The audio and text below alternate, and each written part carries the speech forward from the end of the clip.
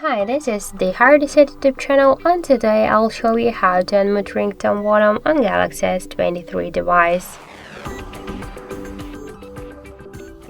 So let's just first launch the settings app and then tap to the sounds and vibration.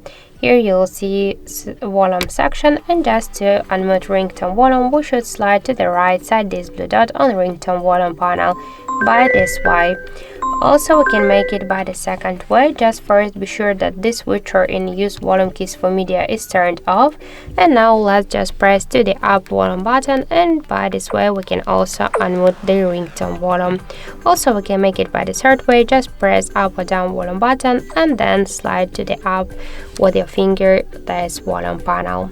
So that's it. Thank you for watching, and if you find this video helpful, don't forget to leave a like, comment and to subscribe our channel.